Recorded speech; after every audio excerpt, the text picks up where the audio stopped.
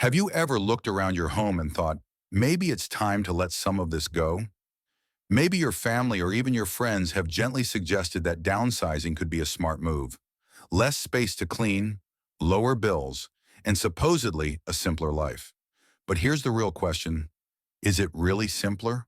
Or could it actually lead to unexpected regret? You see, downsizing sounds good on paper. It's often painted as the key to freedom.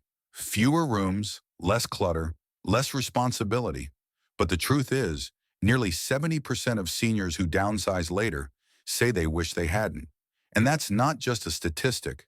Those are real people with real feelings and real stories.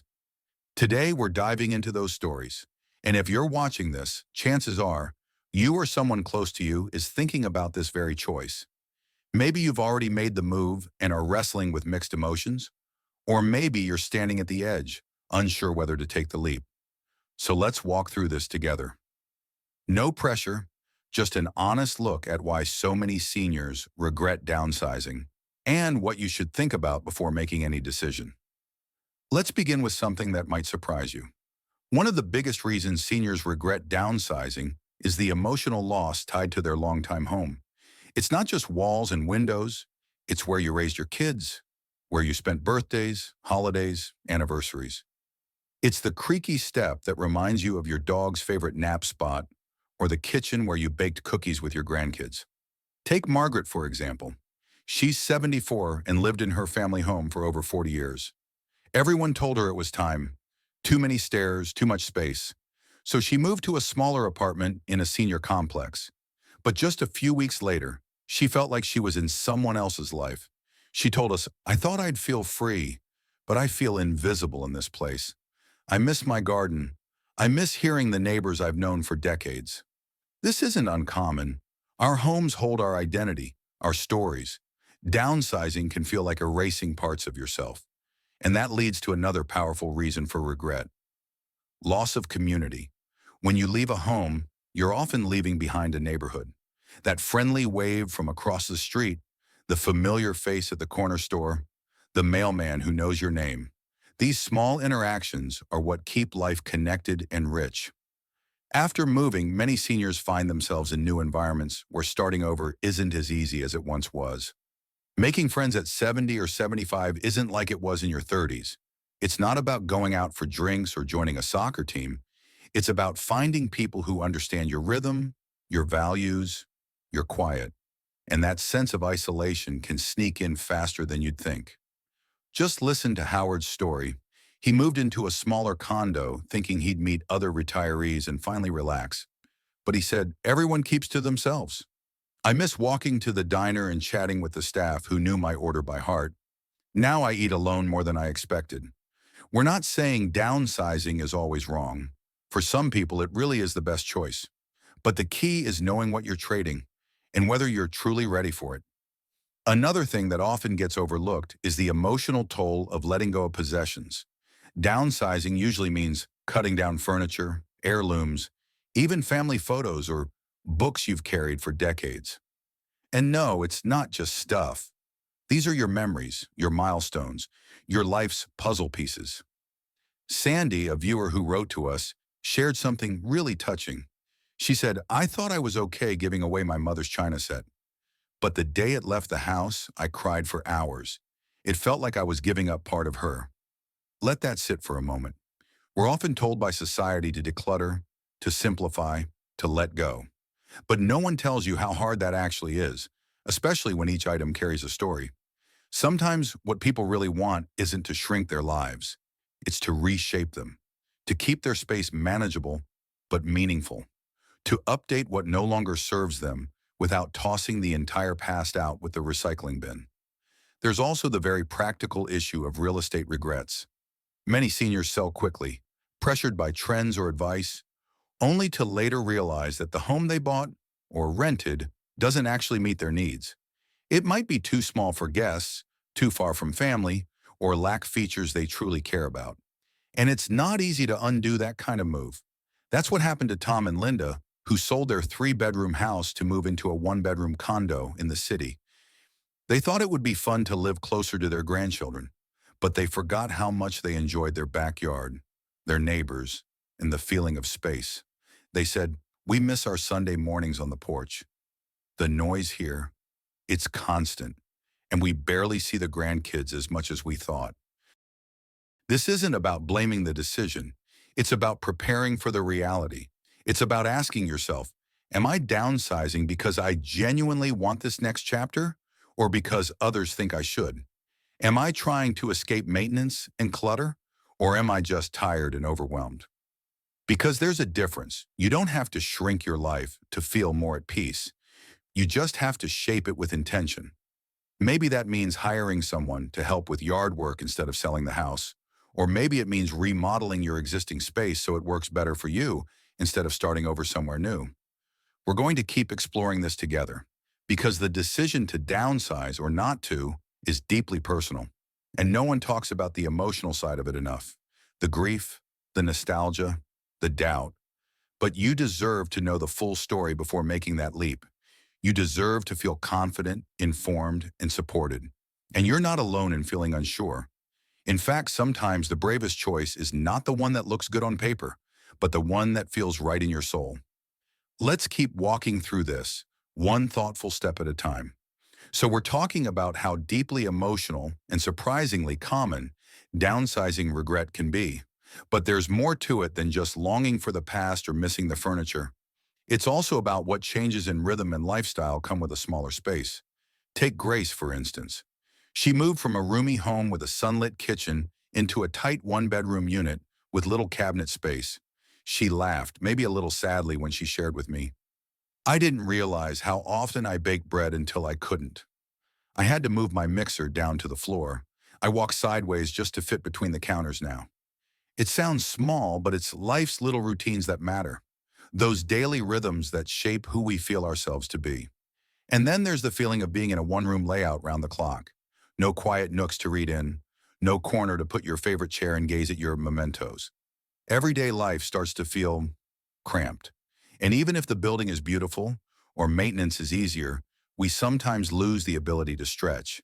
Not just physically, but mentally and emotionally too. Another reason for regret lies in the financial strain of moving. You'd think downsizing is cheaper, but moving costs, real estate agent fees, the expense of restaging, the hidden costs of small space living, like custom furniture or storage fees, can add up quickly. Joan, who downsized into a smaller apartment, shared that. "I thought I'd save money. Instead, I had to pay for a few months of storage for our belongings, buy new, smaller furniture, plus paying for more square footage than I could actually use. It wasn't the bargain I'd expected." And let's not forget about those unexpected solo living realities. Downsizing often leads to living alone, especially if couples part ways or one partner passes on. As much as smaller spaces look easier to manage in the abstract, the reality of quiet evenings and no one to share dinner with can weigh heavily. Mark described it simply: "I thought it would be peaceful. Now I realize it's too peaceful. I miss someone checking in, someone to ask me how my day was." If you move, honestly ask yourself how you'll fill your evenings, not just your expenses. Friendship and neighbor routines, as we touched on before, change too. In a small condo, your old neighbor might go months without seeing you. The old neighborly check-ins can halt. No more chatting over the fence when the grass needed mowing. Those small gestures aren't just friendly, they're life-enriching. Now, all this isn't to say downsizing is off the table. For some, it works beautifully, especially if mobility is limited, or they've scaled back on visiting often, or they've made their peace with saying goodbye to a busy life. But the others, those 70%, point to having made that move too soon, too pressured, or without fully thinking through the emotional and practical side. Here's a practical insight from Carla, who tried downsizing but wished she hadn't rushed it. "I should have taken more time to visit my new neighborhood at different times. During the evening, early morning, weekends. I might have noticed the noise from nearby construction or the empty hallway that felt lonely. I was so focused on decluttering, I missed planning for my actual daily life there." If you're on the edge, consider doing a slower entry. Rent for a few months instead of buying. Try house swapping with a friend for a long weekend slumber party. See how it feels to cook, relax, sleep, and just be there. Notice if you still feel like yourself, if your routines feel honored, if your home still feels safe in all ways, emotionally, physically, socially. Let me share a different kind of story, one filled with surprise and relief. Irene didn't move far. Instead, she turned her oversized garage into a petite studio suite. It wasn't in a high-rise or senior complex. It was right next to the home she knew. She waved at her neighbors just as before. She kept her garden, her familiar street, and still had space for her favorite armchair. She told us, "I lost the mortgage, but I kept my peace. I didn't have to leave my life. The story is just smaller now." That's the kind of solution many people could explore if they don't want regret to find them later. Ultimately, there's no shame in keeping your home if it still brings you joy and comfort, no matter the size or complexity. And there's no shame in letting go. What matters is that you lean into the decision thoughtfully, on your timeline, and with a clear-eyed heart. Each of these stories, Margaret's missing garden, Grace's itty-bitty kitchen, Joan's hidden costs, Mark's lonely nights, Carla's rushed move, and Irene's innovative studio, teach us something important. Downsizing isn't just a change of address. It's a shift in the way you live your daily life, your routines, your relationships, your identity. You deserve to see beyond checklists and rushed decisions. You deserve to know these stories before you decide what comes next. Let's continue exploring this together, with more gentle truths and heartfelt guidance. There's one more thread woven through many stories of downsizing regret that I'd love to unpack with you, and that's the loss of identity and purpose tied to a familiar home. It's easy to overlook in the excitement of a new chapter, but your home isn't just a place. It's part of who you are. When Evelyn moved, she thought a condo near the golf course and shops would bring ease and enjoyment. What she didn't realize was how much she'd missed the way her old home reflected her story. She said, "I walked into my new place one day and couldn't find me in it. The walls didn't hold my memories. The light felt wrong." Our environment deeply weaves into our sense of belonging. When that's lost, it takes time and intentional effort to feel anchored again. But there's something beautiful that can come from this realization, an opportunity to intentionally shape a new version of home that calms your heart and sparks joy, even if it's not the place you expected.